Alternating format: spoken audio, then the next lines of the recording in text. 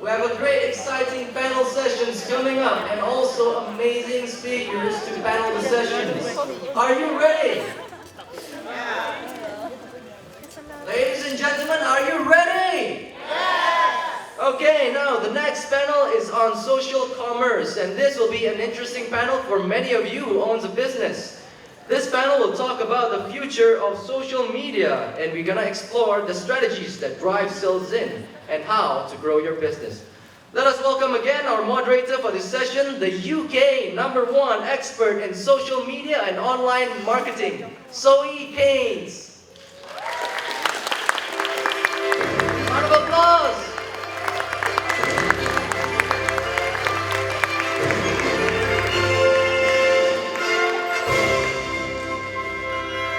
Welcome back, everyone. It's great to see lots of you back after a heavy lunch and working out to get our energy back in the room. So thank you, MC, for doing that.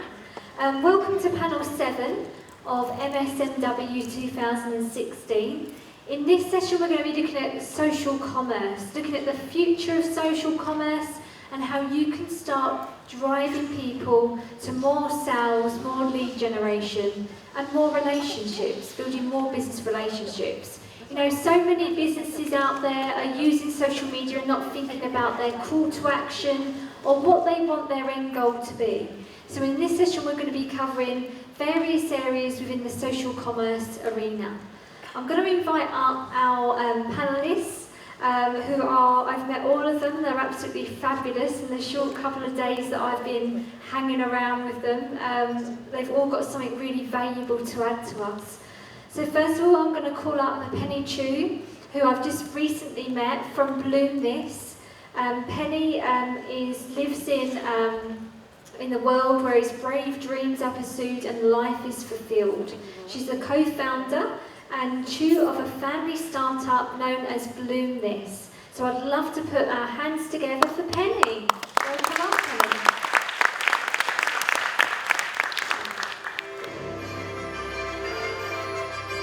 Next, I'd love to introduce Kirsten Jassies. Kirsten's all the way from Netherlands and works as a social content strategist for a popular Dutch media brands and well-known companies. Welcome, Kirsten.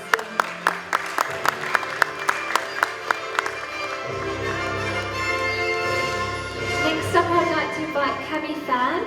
Cabby is the co-founder of Think Renegade Corp. She's all the way from the States, Toronto, and a content marketer at e-commerce and social content marketing agency. Welcome up, Cabby.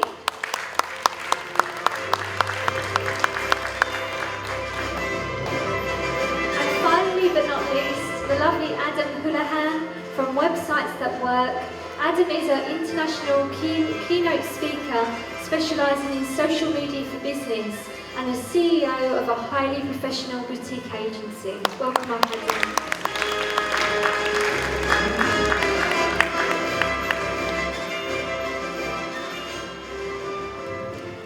Okay, so we're going to be looking at social commerce, as mentioned, and each of our panellists is going to do a short 10 to 15 minute presentation.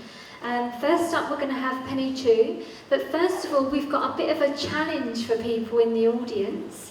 You can hopefully see all these lovely flowers in front of us, which is one of Penny's creations from Bloom This. And what we're going to do, I don't know if you want to explain, Penny, or do you want me to explain? Yeah, go for it. So, hi everyone, good afternoon. My name is Penny, I'm from Bloom This. So the flower that you can see in front is actually one of the relaunch of Bloom This. It's called Flower Hatbox. So you can stand a chance to win this hatbox by simply first follow our Instagram and regram the picture. It's not here. Yeah, regram the picture of this flower on Instagram, and then I will give out the flowers that to the person that has the most likes on the Instagram for the regram.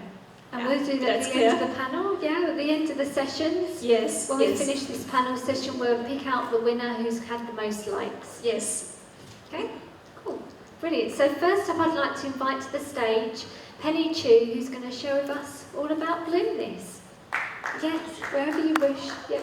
I think I'll just make it casual. Yeah, of Can course, I just of course sit it down here? Yeah. So So as the name sounds, that Bloom This. So we call ourselves a digital florist, where we deliver fresh luxury flowers in a bespoke box. And we do this via on-demand as well as a subscription. And how are we different from the traditional florist is that we are reinventing the entire experience of how people send and receive flowers. And we're improving this experience by leveraging on technology and social media to deliver flowers that last much longer, okay, and offers a convenience of receiving fresh loose flowers that is ready to be put in your favorite vase. So a little bit about Bloom This. We launched Bloom This in April last year, April 2015, and we're still actually considered as a new kid on the block, compared to a lot of the floral player in this space. But we're turning 1 year old very soon. I'm very, very excited about the milestone that we have charted. Yeah. So we started off by only introducing subscription services in Bloom This, and after observing the trends and the intentions of why people buy flowers in this region, we introduced these on-demand or same-day delivery services last year in December. And by doing that, so it actually helps to spike up like 80% of our sales. So it's really amazing. And in less than a year, we actually sent more than 5,000 deliveries of flowers. And yesterday is our record-breaking day, whereby we sent 500 orders out yesterday in conjunction to International Women's Day. So I would like to give a tribute to all the women, the lovely women here. So happy International Women's Day. Right. And today I'm going to share with you on a go-to-market strategy on Bloom This, mainly on social media and how it has influenced us.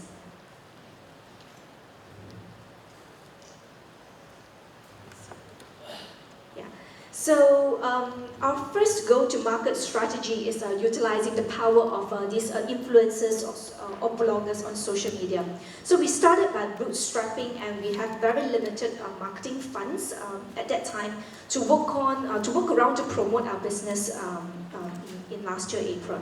And we're struggling between doing a big band launch with all the medias and the celebs versus very quick launch, even though with a very scrappy site, just to get some market validation. And we opted the later, and we had about 50 blogger contacts at our hand at that moment, but we couldn't afford every one of them. We couldn't afford to reach out every one of them. So at last we identified only like 6 of them, only 6 bloggers, and start sending out our products for testing. And what comes back from this exercise is that the influencers not only feedback positively on our products, but we also observe a very tremendous awareness awareness gain from the public. And our Instagram likes actually hiked from 100 to 1,000 in just a few days' time after the sharing from the influencers. And we know that these followers are really the genuine followers, and they're really, really interested in our product because we never buy them. Yeah, they're really all genuine. Yeah. So by having a fan base for your product, I think that you can see that your prospect and supporters say about your brand, by having a fan base. And what we learned from our customer is that some of them, how do we do this exercise, is that some of them, we notice that they actually like the vase to be given together with the flowers in the box, because it's the fresh loose flowers. Yeah.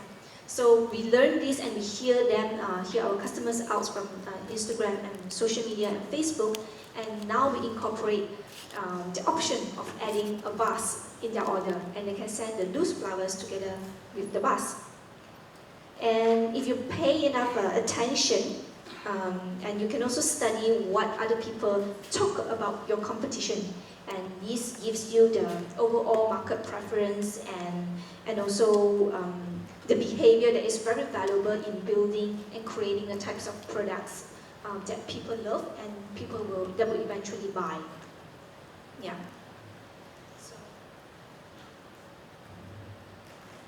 So not only that, we also managed to build a certain extent of our relationship with our current clients. And what we noticed is that by being more engaging with the community, that we have with our community by presenting our products in more interesting ways, we took some photo shoots or product shoots with humans, with, say for example, with animals, or even on the street to make it more approachable and fun to our fan. So one of the reasons that we have Bloom this managed to maybe walk this far is also because the awareness spread on our social media to the eyes of or the ears of the corporate companies. So we actually get approached by a number of corporate clients for purchases and also for collaborations. And the recent partner that we have worked with is Bulgari Fragrances, which just happened last week. And it was really, really well received. And our social media also opens a door for new opportunities and potential corporate prospects. So besides the hype of awareness and the ultimate benefit that's being active on social media is the drive of the traffic to your website. So having a website nowadays is like having a house built in the middle of nowhere. You need to build a road and you need to build the infrastructure for people to visit your house. In this instance is to visit your website. And I would think that social media for us, in this case is Facebook and Instagram, is really one of the way that drives people to our website and to increase our marketing funnels and let us make things happen there. So for us is that I would think that in 2016 is the social commerce is definitely start to explode, and being really the new kid on the block, we didn't really fully utilize Instagram or Facebook or social media yet, but we are learning step by step every day, and I think we'll get there. Yeah. Thank you. Thank you, Penny. Would you pass that back? Great. Thank you, Penny, for that. That's really interesting. I really like the way in which you had a look about what people wanted and looked at the demand and as to how that they wanted the vase along with the flowers, and that's what you then provided. That's a really great way of giving your customers what they're looking for. We had a question earlier about how do you know that your audience have got that buying power. That's quite a really good way of showing that, you know, Penny Bloom this actually done that. So that's a really great point that I picked up there. Next we've got Adam. Adam's going to be talking about social commerce as well. Adam's worked with over 3,000 people globally who've sought his skill and insights to leverage the power of LinkedIn for their business. And I'm sure Adam's going to give us a few tips in LinkedIn of how we can start generating some strategies on generating sales and relationships by there. So I'd like to open the floor to Adam. Let's put our hands together for Adam. Thanks, Zoe. Got the slides coming up. You know, before we start, I just want to say, you know, isn't it amazing to come to events like this and see just how multifaceted that social media really is. There's no one size fits all. Everyone in this room will take away different aspects of, you know, different strategies and different ways that you can use social media. So it's really important and it's fantastic that events like Malaysia Social Media Week exist. So thank you guys for putting this on. It's fantastic. So. Are we there? Okay, 1 second. Here we go. Go back one. All right, so essentially what I'm going to talk about just briefly is really around exactly that, the future of social commerce and where it kind of is now and where I see it evolving to in the very near future. So the first thing is, well, what exactly is social commerce? And of course, this is the part of social media that's what's the money step. This is the part where, you know, all that hard work of creating your profiles, your strategies and everything convert into sales. And the future of there we go. The future of that social commerce comes down to a number of really important things. And one thing I think is really important to understand is that we don't own our social media profiles. LinkedIn owns your LinkedIn profile, Twitter owns your Twitter profile, Facebook owns your Facebook profile. They can and they do change the rules all the time. So one of the most important things you need to do if you want to build, the money step is to build a CRM, customer relationship management system. And what this means is to try and convert a lot of your followers and people who are liking your content and everything off your social profiles onto a database, because the only thing that you really own at the end of the day is your website and your database. But your social media profiles is one of the most powerful ways to transition those people across to those databases. Now, of course, we're almost there now where social media is no longer free. We had a great ride with Facebook originally. We could do anything we liked, built big follower bases, got great interaction, great engagement, and that is still possible, of course, but it's relative to how much budget you can spend on Facebook. LinkedIn is going that way as well, so is Twitter. You can still, as you've seen from other strategies the last day and today, that there's still plenty of great stuff you can do for free, but don't rely on that existing forever. A day is coming where most of what you will want to do on social media will require a budget to do it. The other things we've talked a lot about the last couple of days is user-generated content, and I think we've got the concept that authentic engagement is really paramount. But going into the future, there's not really going to be another Facebook. The concept that another player would come into the market as a Me Too Facebook and say, look, we're like Facebook, only better, is not going to happen. What there will be, though, is platforms that come in and focus in niches. And so the important thing is to make sure you're on the right platforms. It's never going to be possible for you to be on every single platform, so obviously you need to be on the right platforms.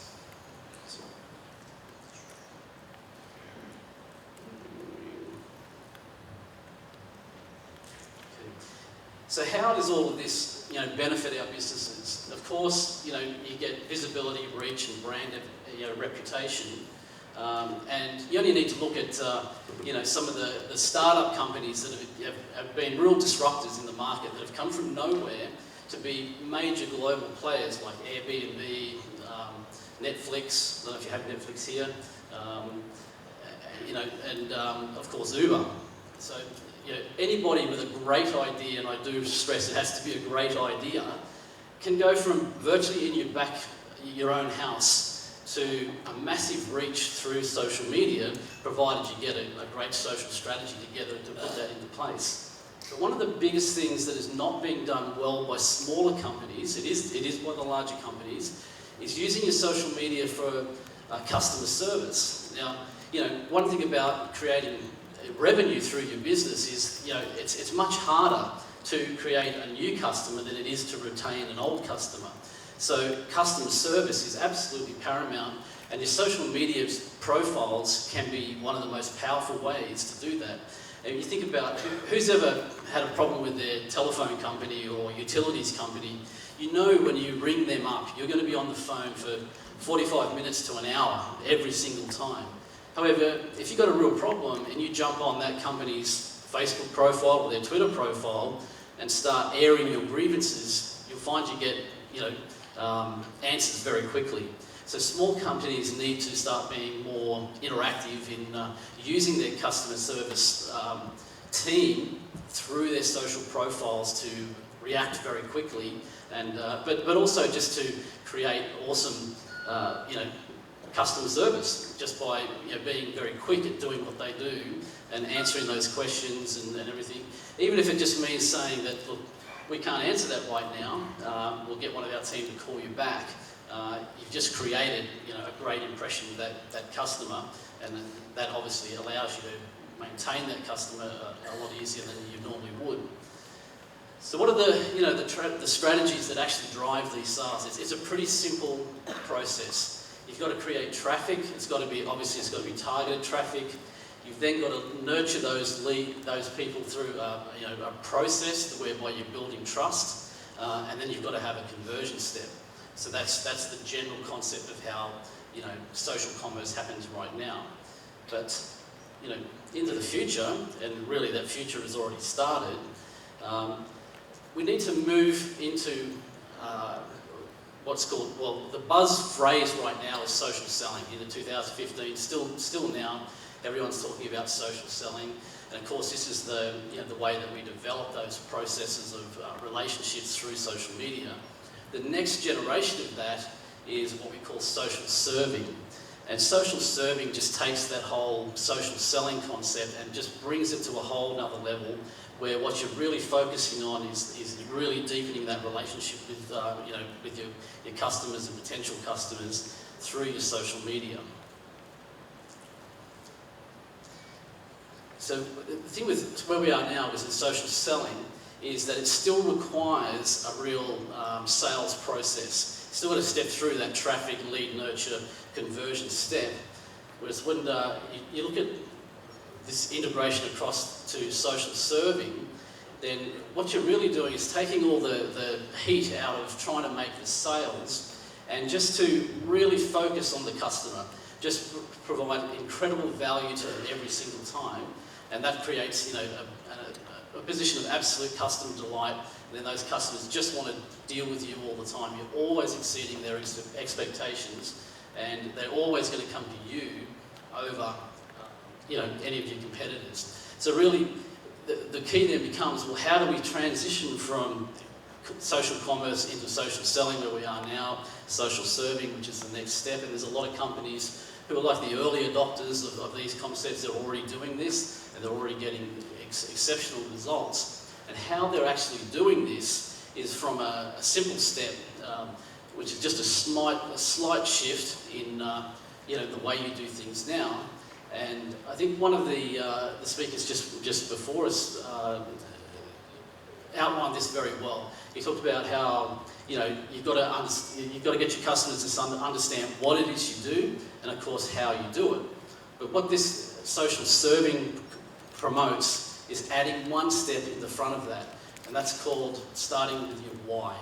Why is it that your company is in business? Why is it that what is the problem that you're going to solve? And when you start with why, the whole context of what you're doing changes, because your customers fully understand why you're in business. Why it is that you get up every morning to serve them in a way that exceeds their expectations. Simon Sinek, the slide's not coming up well, but Simon Sinek put out a fantastic TED Talk. If you haven't seen it, this is something you really should have a look at. And I would suggest you go and have a look at this tonight if you can. The best way to do it is just Google Simon Sinek TED Talk, start with why. And the premise of what his TED Talk is about, and it's 18 minutes of absolute pure genius, is exactly this. And what he says is that people don't buy what it is you do, they buy why you do what you do. And when you can shift to making people understand why you do what you do, they become much more interested in what it is you do and how you do it, and your sales will increase as a result. Thank you.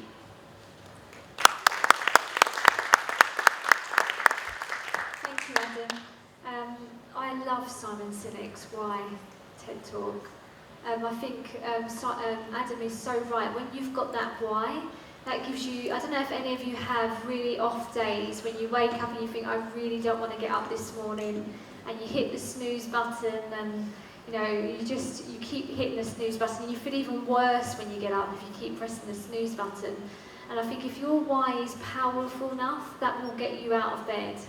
Okay, so do have a look at Simon Sinek. I back you up on that. It's a great TED Talk, and it's very motivating. Knowing your why is really important in many aspects of your life. Next up, we've got Cami.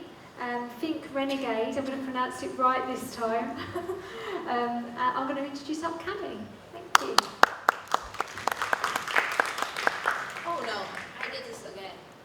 I got so nervous and I totally forgot what to talk about. So what I'm going to do now? I will have to tell you about my sad love life. My love for babies, of course. And my hopeless career path. So, a while ago, a very, very smart guy asked me, what is the best way to predict the future? And the answer is very simple. Credit. So today we're going to talk about the trend in social commerce. Many years ago, when your grandparent, your parent want to buy something, they would walk into a store, they would touch a product, and then they would try on a piece of clothes. But now it no longer works that way. The customer can actually experience your brand when they go to an event, to social media, to content marketing, influencers marketing, and many more. So these things need to be where your customer are. It doesn't matter how good your content is, but if you are not where your customers are, if you are the ghost town, no one will buy your product. I always tell my teams that if nobody read or see your content, it doesn't really exist at all. So, a lot of marketing, we tell you content is king. I don't believe that. Great. So forget good content.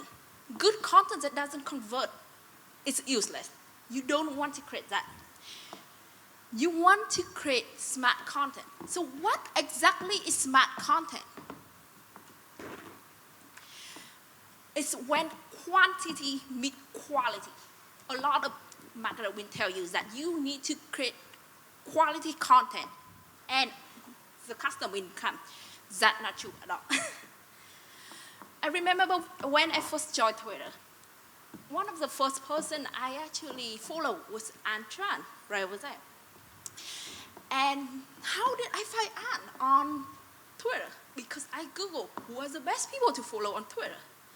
So if you are not popular, people most likely not gonna find you, which means they're not gonna read your content.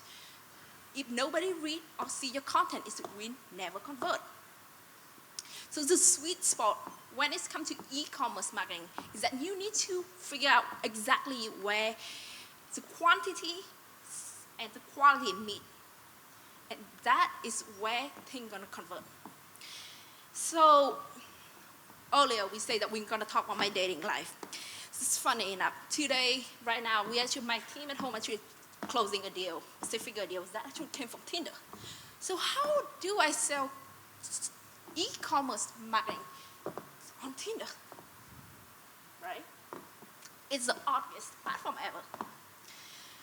The key is that you need to create content, a very consistent branding that's gonna follow you everywhere. I work with a lot of Fortune 500 on the influencer marketing campaign. And with huge budget, a lot of times we still don't have the money to do everything we want. So the point is, forget creating a lot of content. Don't do that. Creating less content, but create the best content on the internet. Be 10 times better than everyone there outside. We live in a box. We drive in a box. We also work in a box. And one day we are gonna die, gonna be buried in a box. So why do you want to live your life in that box too? You want to create content that's gonna convert, content that is different from what everyone else is offering right now on the market. So cross that box, create something different. Like I said earlier, in the past, people would walk into the store, pick up a product, and purchase. It doesn't work that way anymore. The brand may put the decision in the center of the journey. Think about a sales funnel. But the customer, now they have a choice where they want to be. Some people maybe go on Pinterest, love a picture, pick a pin, click on pineapple pin, and purchase that. purchase it right away. But some other people, they're gonna go to the sales funnel. They're gonna do from the top, from awareness, from your social media. Then they're gonna drop out. Then maybe they see your brand again somewhere. They talk to their friend from user-generated content. They see influencer marketing. They see your ad everywhere. They will go in and out the funnel many times.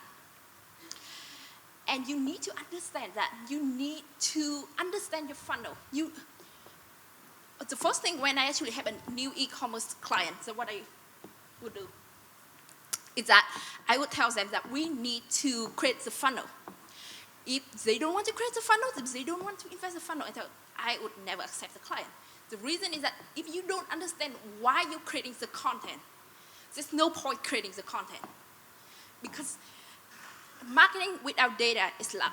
If you don't understand why you're doing it, you don't know what kind of data you're going to trap. And without data, how are you going to optimize your content and make that convert?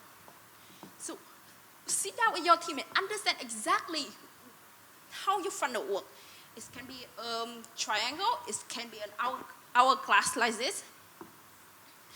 And you need to understand how your customer go to this funnel. You need to sit down, call your first 2,000 customers, ask them exactly why they do things certain way, why they purchase, and how you can improve, and have them come back to you. A lot of time people think that the people you need to talk to on social media have to be your customer. I remember in the last panel, someone asked, how do you find your customer for an influencer marketing campaign? When I run an influencer campaign, I do a lot of data mining. So I actually run a script to actually figure out exactly who are the people talking to all the competitors and try to figure out all the bridge between all the network.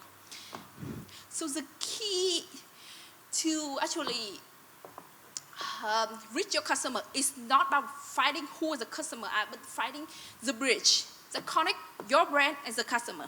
Why? On social media, the top 1% are the people who create most likely 90% of all the content on the internet. These people are like influencers. They shape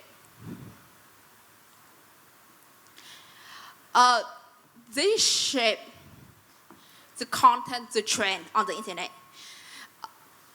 The next one is the 9% that who only observe, but sometimes they would send in messages here. They would talk to your brand.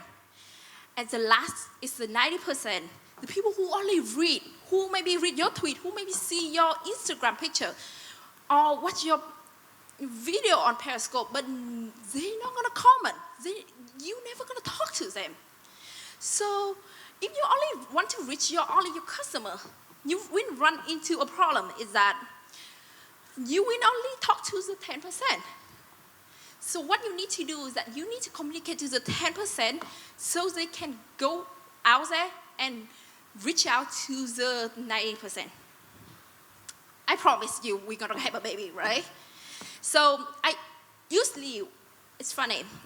So a few months ago, I started talking to 14 to 15 years old kids to learn how they market on Instagram and Snapchat. This kid are people who own 500,000 to 1 million follower account on Instagram. So I have learned more in 4 weeks than I have learned in the last 4 years from this kid.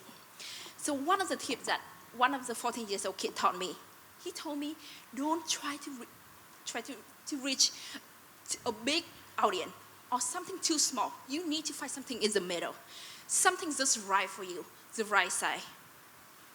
So this is what we did. Usually when I have a page, I invest a lot of money into create the page. So for this client who actually we signing, we create a mock-up Instagram account. An account that only lasts for half a day. We post about 12 pictures, and within 6 hours, you see the tab right over there, actually get into the top post on Instagram. And it's get into some of the big hashtags, anywhere from 500,000 to 10 million photo. And it's about finding the right size audience to reach. Don't try to reach a community that's way too big for you or way too small for you. Especially on Instagram, try to find the hashtag. If you want to get into top posts, what you're gonna do is that you're gonna check out the hashtag and figure out what is the average number of likes you need to have to be in top posts. And you're gonna make a list of hashtags that gonna fall around the amount of likes you have. The bigger your account, the more engagement you get, the more you will increase. Try to target a bigger community. And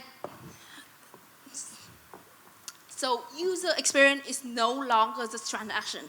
It becomes a lifestyle. I tell my clients that we don't sell product. We sell a lifestyle. We show people want to live this lifestyle, and your product is the key to open that door. So many years ago, around 5 years ago, I said something. And I realized that my dream to ever become a fortune teller will never gonna happen. And the reason is, 5 years ago I said, 5 years from now, Twitter may be the next MySpace. And the only thing you can count on is the relationship you build today. Obviously, Twitter's been around, so I don't think it can ever become a fortune teller. At the end of the day, it's all about relationship. Social network come and go. Your business will come and go too. And what you need to do is that you build a community who will follow you everywhere, who will support your business, who will buy your product, who will go out and tell all their friends to support you. It's about relationship. The future of e-commerce can be summed up in one word: convenient. People don't like change. Change are difficult. Change are a lot of work. They don't want to work for that. So what you need to do is that you need to create content that's so convenient that they can actually consume. So right now, you need to create an Instagram store. You need to have a Bible button on the Twitter. You need to Bible pin Facebook store. It's about creating convenience. It's about creating content that is easy to consume for your customer. Content that is easy to convert. If your 5-year-old niece or your grandparent cannot understand your content, it's not good enough. So if you have any question, feel free to tweet me or send me an email anytime. Thank you. Thank you, Cami. I like that part where you said, we live in a box, we drive in a box, and when we die, we'll be in a box. And create something different. We've got to be different and stand out a little bit more and really think about how we can give 3 times more value than our competitors and be different. And really, it is very smart. That's definitely smart content. Really good. Thank you. Next up, last but not least, is the lovely Kirsten Jassies, who's going to be talking to us about Instagram and Pinterest.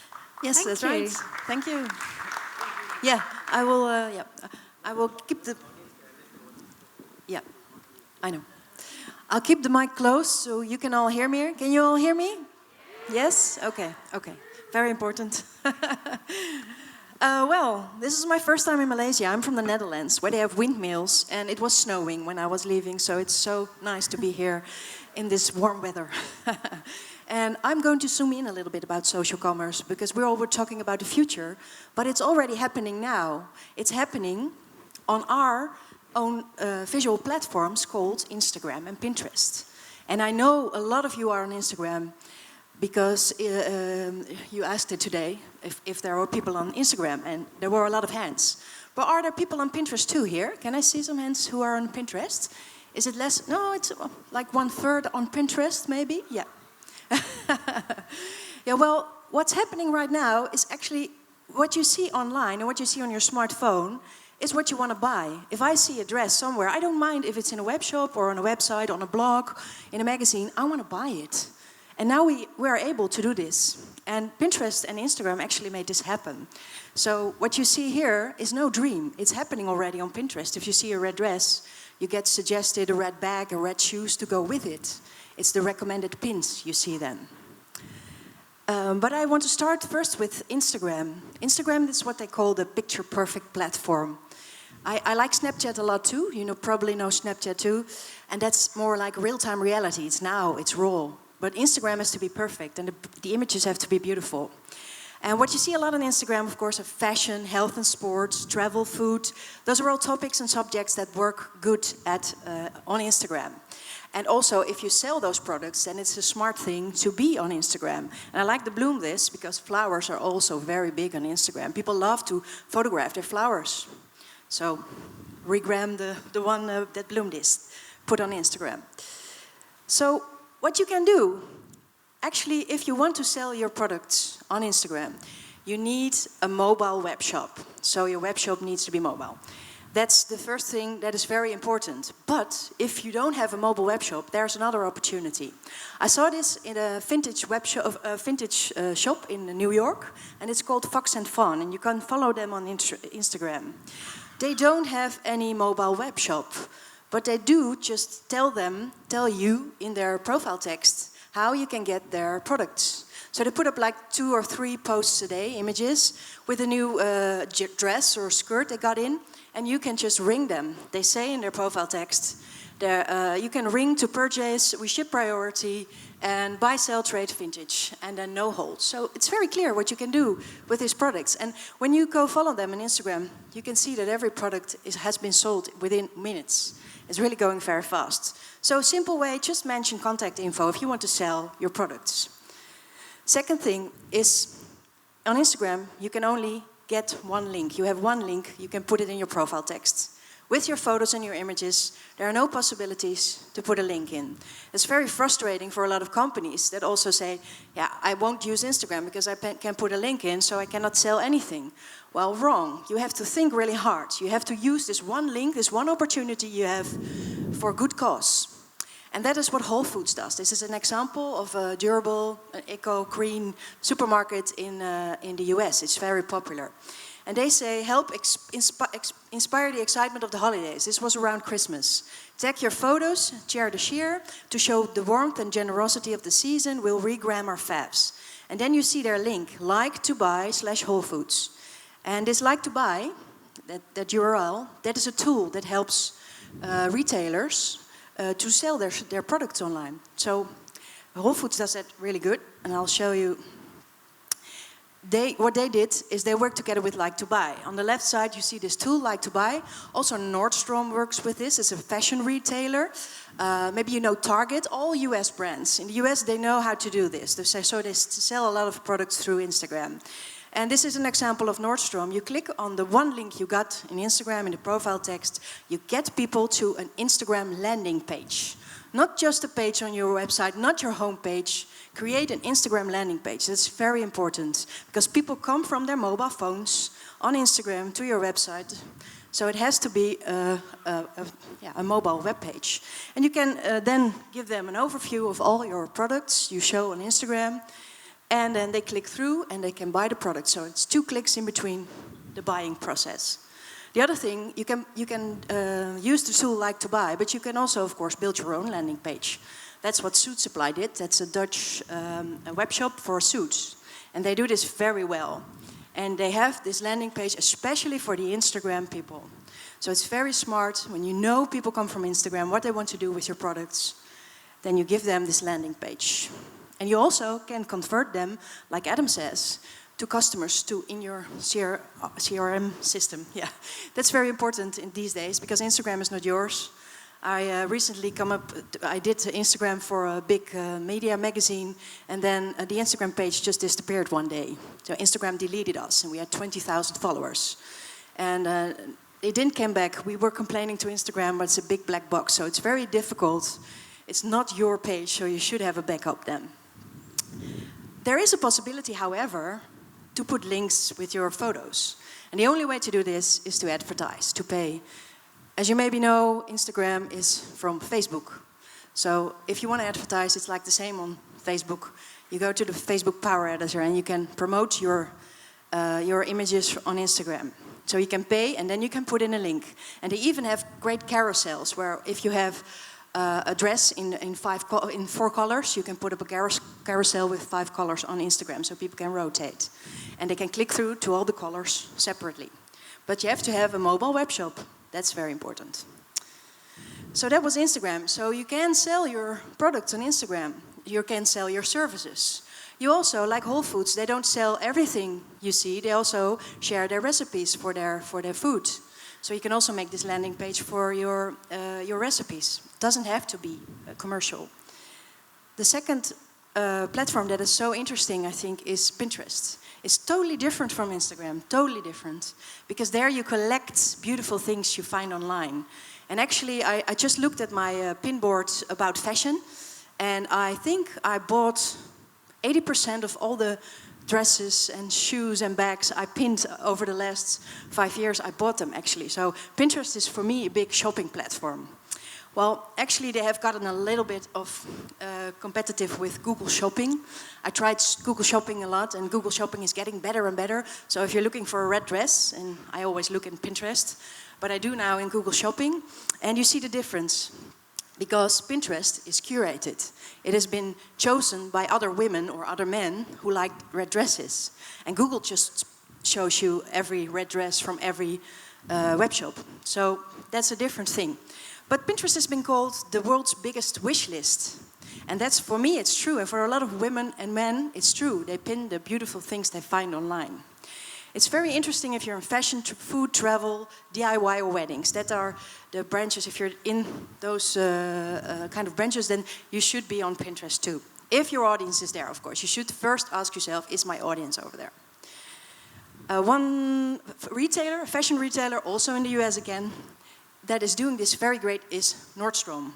And I told you on Instagram they're great too, but also on Pinterest. So some brands just know their official social platforms very well. What Nordstrom does is they see on Pinterest, they pin all their own images. So they have a web shop with great images. They pin all their own images on their own boards. And then if they see that a pin is getting popular and getting repinned, they buy more of this stuff. So the buying and marketing decisions are influenced by Pinterest. If something gets really repinned a lot, then they buy more of this. And what they do in the store, they show you too. Then they have these cards, like on this bag, with popular on Pinterest. So you know, oh, this has been repinned a lot. So I think this is a very smart way to use Pinterest when you're a fashion retailer.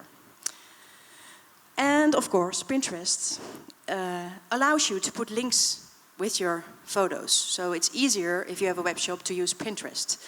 But they also saw what Instagram was doing with the advertising and the shopping possibilities. So they also introduced the buy button. It's only possible now in the US still. But if you want to advertise on Pinterest with a buy button, you can also advertise on Pinterest. So there are always possibilities if you have the money for it. You don't have to advertise if you have the right content, of course. Keep in mind. So the question is, as I'm closing up now, would you buy from Instagram or Pinterest? Wow.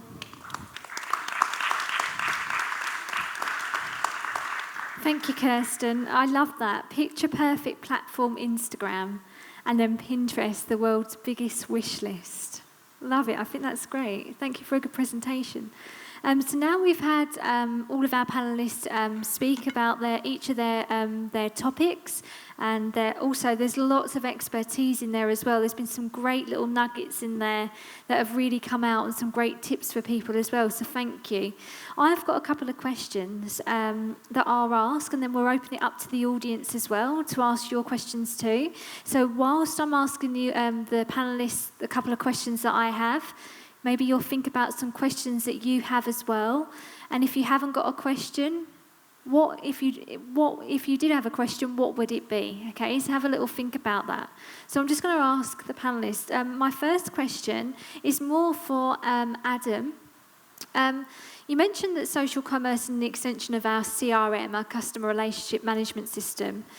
Can you recommend any CRM systems that work really well with social that we maybe could look at that makes, because what I've found that with some CRMs, they don't fit well with our social. I know that more systems are slowly implementing social into them, but whether you knew of any that worked really well with the likes of LinkedIn and stuff like that. Yeah, always going to depend on budget. Yes. You know, obviously one of the major ones is Infusionsoft. Okay, cool. Very expensive, very difficult to use. You'll definitely need some help to implement anything on Infusionsoft. Probably from the level down from there, and this is what I use, is ActiveCampaign. Okay. It's much cheaper. It's 1/10 of the cost of Infusionsoft. A lot easier to manage it yourself. You can also go down to free versions like MailChimp and things like that. So depending on where your business is in that cycle, anything from MailChimp, mid-range ActiveCampaign, top-range Infusionsoft. Brilliant. Thank you. Anyone else want to add anything to that? As I know that LinkedIn now have actually brought in their own CRM within LinkedIn as well. I don't know if you've noticed that, where we can start adding notes to our contacts of how we met them, etc. So I feel that LinkedIn are gradually going to bring in a CRM, a full bespoke CRM within it. And I know that within the sales navigator of LinkedIn as well, that's slowly coming into play. So thank you. Just another question I had. Have any of you got an example or a case study of how of a client that you've worked with where a sales process has really worked well? Where, for example, they started out not having that sales process and they were just out there posting on social media and not having an end goal of where they wanted to be. But then when you actually work with them, you were able to come up with a set process. Just to give an example of that case study, so people that in the audience that might not have that process in place can get maybe just a little couple of pointers from you. Does anyone want to? I worked with Cosmopolitan, the Dutch Cosmopolitan, for Instagram, and they just did something. They just posted pictures of everything they knew and they saw. And then when we worked together, I said, you need a strategy for Instagram. You need to tell your story in order to get more followers and people getting you. So we came up with some formats. We said, on Wednesday we'll do a quote, on Monday we'll have a celebrity, on Tuesday we'll have this, and we do also encourage people to join, and we had our own hashtag. That's so brilliant. To have a strategy is very important, yeah. and not that just content plan as well. Otherwise, you just have no plan of what content's going out. It's very random and sporadic. So having that plan in place is key. You have to take it seriously. Every platform you take on, you have to take it seriously. Yeah, perfect.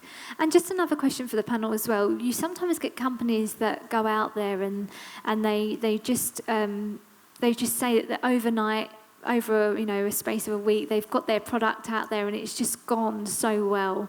They haven't really had to think about that sales process in as much detail. And then you hear on the other side that social media can't happen overnight. What are your views on that? Because some products work really well and some don't. I just wondered what your opinion on does it happen? Can it happen overnight? A lot of times it happens overnight, but again, it's come back to the funnel. You need to understand maybe the customer works themselves into the funnel, but doesn't mean it's going to convert. Yeah. And if you are lucky, you get a lot of sales in the beginning, but you want to even sell a lot more. So you need to figure out how to bring them back. You need to figure out how to remarketing to them. You need to figure out how to make it to reach even a lot more people. Yeah. And it's happened.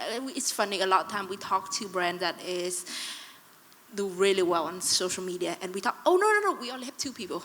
Yeah. And I'm like, how did you do that? Yeah. Sometimes it's luck. Yeah, definitely. But then, because it's luck, you need to check all the data and try to optimize that even more. I think sometimes it's where they've really done that research of what their audience really need, and that whatever they've produced is in real demand. And the way that they get it out, again, it must be lucky for them to... I think another thing is a lot of times they are exactly the audience. They don't even know, they already have the knowledge already. Yeah. And they post the right type of content that the audience love. Yeah.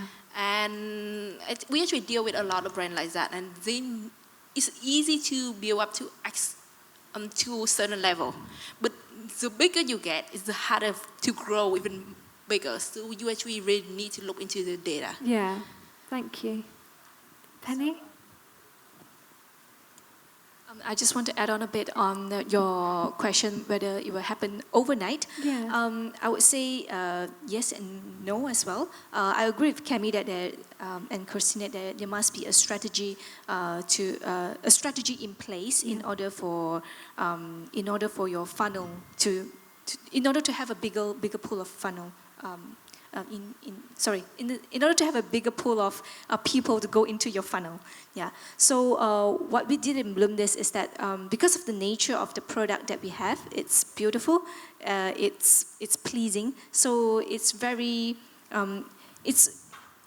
people tend to share it by themselves without us pushing them actually, without us giving too many incentives, because beautiful things, they just create virality by themselves. And you've got a product that's very visual and people are sharing more visual stuff. So I would think one of the strategies that really to make your product or whatever it is to be very visually appealing. Yeah.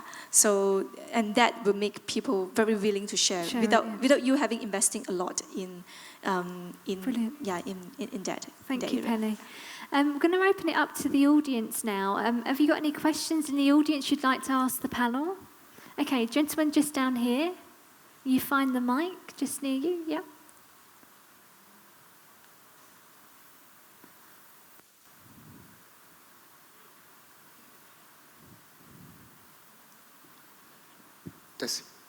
Hi, good afternoon. Me again, Lukman.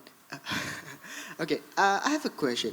From the morning we have been talking about content, which mean great photo and video for whatever social media platform we use. Now we are focusing on Pinterest and Instagram.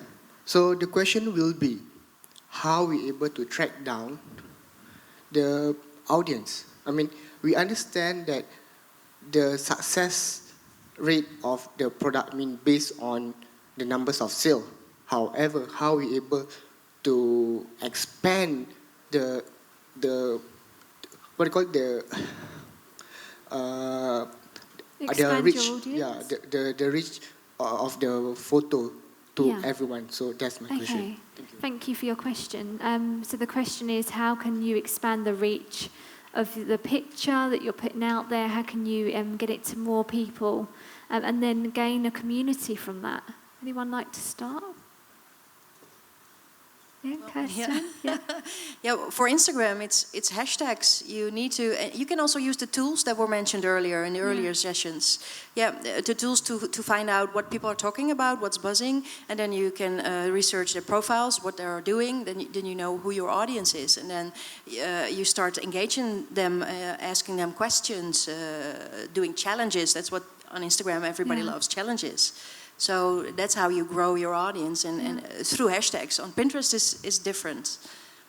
It's more difficult to gain more followers on Pinterest unless you have really, really beautiful pictures. Yeah. So it's a different game. Yeah. We've just discovered a really good application called Follow Adder. And Follow Adder is a tool where I can search for people that have commented the most commented, the people that have commented the most on Instagram about a particular topic. So say, for example, you're in, I keep on picking on fashion today for some reason, but say, for example, you're looking for people that have commented about fashion. And the top commenters on Instagram. It finds all those commenters on fashion. It allows you then to follow them. And then what happens is when they then see that you followed them, they hopefully then reciprocate and start following you back. And they're really engaging people because you know they're the top commenters on Instagram within your industry. Follow Adder. It's a really great app. And it's well worth the small subscription each month. I've got so much more engagement going on my Instagram account from just using that tool over the last few weeks. So do check that out. And that will really help. Hopefully that answered your question. Anyone want to add? I just want to add on. I think another two more ways to have a bigger reach is that to have like people who has a very big influence to share your product and then to put on hashtag. I really have to give kudos to all the influencers and the bloggers that Bloom This has engaged before, that they really helped us to spread out the virality and the awareness of Bloom This. Yeah, and I think the second method that we can try on is to have a campaign. Say for example, like we have an International Women's Day yesterday. So it's actually an event and it's actually a hype, you know, by sending flowers out there and then getting your audience or the recipients to share a certain hashtags like She Blooms Me, actually gets a lot of virality. And by giving out free products like today, I've actually been checking my phones and there's a lot of shares. Yeah, so keep it up, guys. So that's one of the way you can get a lot of shares and likes for your page. Yeah. Okay. And Cami just wants to add something there. So on Instagram, don't forget to have a call to action. Because a lot of time brands forget that. Why don't you tag a friend who gonna love this? Double tap if you like this picture. Also another point is that when you work with influencers, reach is great. But more important, you also need to find the great fit. Not every influencer is the right one. You need to find the fit between your brand, and also the last thing, you need to want to find influencers that work very hard for you. A lot of influencers are diva, and I refuse to work with them a lot of time. And you really need to. One of the great one actually from Malaysia is Aaron Lee. We work with him on a lot of campaign, and he's amazing. Brilliant. He's one of the most hardworking person I've ever met. And you really need to find the right fit when you work with influencers. So a trick for Instagram is that you actually gonna buy shout out. And you can test shout out by asking, can I have a rate for a post for the first hour? The reason that because the engagement is the highest in the first hour. So you can actually test the engagement before you invest a lot of money with the influencers. Especially when you're small. Try to do an hour shower than do a 24-hour, a 48-hour shower. Brilliant. Thank you, Cami. Have we got enough time for another question? Is that okay? Yeah? We've got enough? Yeah? Finished? Yeah.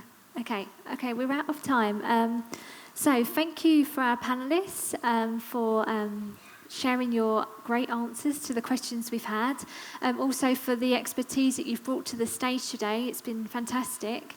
We're just going to finish off the panel with who the winner was from Penny. Remember at the beginning of the panel we saw the flowers here. We asked about regramming and the person with the most likes would win the flowers here. So Penny, I'll hand over to you as to who the winner is. Okay, thank you so much, Zoe. So thank you, all of you, for regramming the picture on Instagram. Thank you for creating the virality for Bloom This as well. And I would like to congratulate this, I don't think he's lucky, I think there's hard work as well. Yeah, Sabah Hits for bringing these beautiful blooms home. Yeah, so who's Sabah Hits? Woohoo!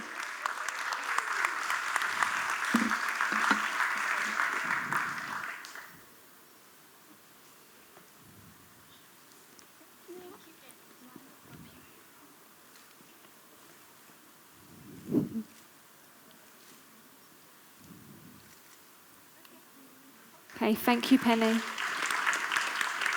So thank you to Penny from Bloom This for donating that for International Women's Day. That's really nice, so thank you. So thanks for our panellists again. Let's just have one more round of applause for our panel. And then we'll round up.